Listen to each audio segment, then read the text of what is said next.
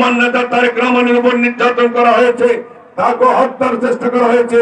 আল্লাহর অশেষ রহমত, তিনি বেঁচে গিয়েছেন। বেগম খালেদা জিয়ার আদরের সন্তান আরাফাত রহমান কোকোকে নির্যাতনের মুখে মালয়েশিয়া চিকিৎসার জন্য পাঠানো হয়, সেখানে তিনি মৃত্যুবরণ করেছেন। বেগম খালেদা জিয়ার স্মৃতি বিজড়িত তার বাসভবন থেকে 43-44 বছর তিনি সেখানে ছিলেন, সেখান থেকে তাকে এক কাপড়ে বের করে দেওয়া হয়েছে। বাংলাদেশের ইতিহাসে এই দক্ষিণ পূর্ব এশিয়া এমন নির্যাতনের কোন পরিবারের শিকার হয়নি।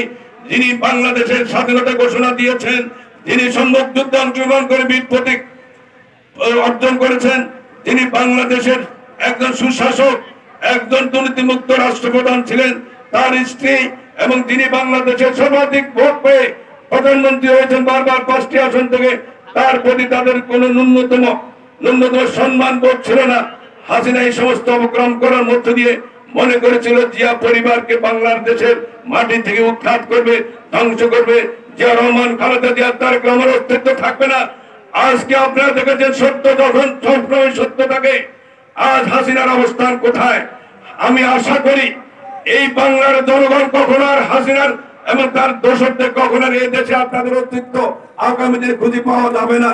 কিন্তু এখানে একটি কথা আছে, আজকে একটি বিশেষ মহল বাংলাদেশে যারা আজকে নির্বাচন এবং এই আন্দোলন সংগ্রামের ফসল এবং জনগণের যে ওয়াদা, শহীদের রক্তের সাথে তারা বিভিন্ন কৌশলে আজকে বেইমানি করার চেষ্টা করছে।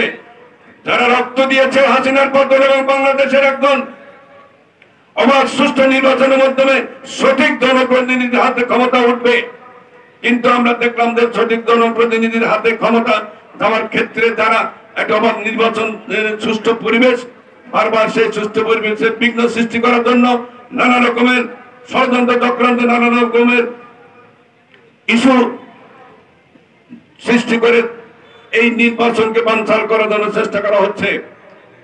ঢাকায় সংবাদ সম্মেলনে এক কথা বলে, গ্রামে গঞ্জে দেখি যে এখন হুন্ডা দিয়ে নির্বাচনের জন্য নানা রকমের ভয়ভীতি সৃষ্টি করে জনমনের আতঙ্ক সৃষ্টি করার চেষ্টা করতে হচ্ছে। আমাদের এই জনগণ আমাদের সাথে আছে। যত ষড়যন্ত্র চক্রান্ত করা হোক না কেন, এদেশের মা বোনেরা সকল জনগণ আজকে ঐক্যবদ্ধ হয়েছে। আগামী দিন ফেব্রুয়ারি মাসের নির্দিষ্ট তারিখের মধ্যে নির্বাচন হবে। সে নির্বাচনের প্রত্যেকটা এদেশের নাগরিক, যারা ভোটার, প্রত্যেকটা নাগরিক ভোট কেন্দ্রে দেওয়ার জন্য উদ্গ্রীব হয়ে আছে। আমরা আশা করি যারা এই চক্রান্ত ষড়যন্ত্র করে নির্বাচনকে বানচাল করার জন্য চেষ্টা করছেন, নির্বাচনকে ভণ্ডুল করার জন্য চেষ্টা করছেন, তাদের এই চেষ্টা কখনো সফল হবে না। কারণ এই নির্বাচনের জন্য বাংলাদেশের ভোটের অধিকার ফিরিয়ে আনার জন্য আমার নেত্রী বেগম খালেদা জিয়া, আমার নেতা তারেক রহমান সকলেই কিন্তু এখানে আপনার আন্দোলন সংগ্রামে আমাদের 52 লক্ষ নেতা কর্মীর বিরুদ্ধে মামলা দেওয়া হয়েছে। নেতা কর্মীদেরকে হত্যা করা হয়েছে, গুম করা হয়েছে, আয়নাঘর সৃষ্টি করে মাটির নিচে আমাদের হাজার হাজার নেতা কর্মীকে হত্যা করা হয়েছে, গুম করা হয়েছে। এখন আমার সহযোদ্ধা সহকর্মী ইলিয়াস আলী, আমরা হদিস পাইনি।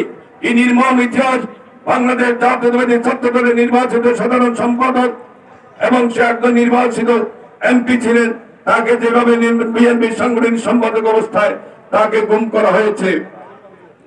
আমরা এই সমস্ত বিষয়ের বিরুদ্ধে আন্দোলন করতে গিয়ে বিএনপির লক্ষ লক্ষ নেতা কর্মী ক্ষতিগ্রস্ত হয়েছে। কিন্তু আমরা সেদিন লক্ষ্য করে দেখলাম অনেকে সে আন্দোলন পথে বিভিন্ন সময় বিভিন্ন কৌশল অবলম্বন করে সকল নির্যাতনের শিকার হয়েছে বিএনপির সকল নেতা কর্মীরা। তাই আপনাদেরকে উদাত্ত আহ্বান, এই দেশকে যদি আমরা আগামী দিনে টিকিয়ে স্বাধীনতার সার্বভৌমত্ব টিকিয়ে রাখতে হয়, এই দেশের স্থিতিশীলতা, এই দেশের উন্নয়ন, এই দেশের সর্বোপরি আত্মনির্ভরশীল বিশ্বের মানচিত্রের একটি জাতি হিসাবে মাথা উঁচু করে আমাদেরকে দাঁড়াতে হয়। আগামী নির্বাচনে বিএনপিকে বিজয় করার বিকল্প কোনো কিছুই নাই। আমরা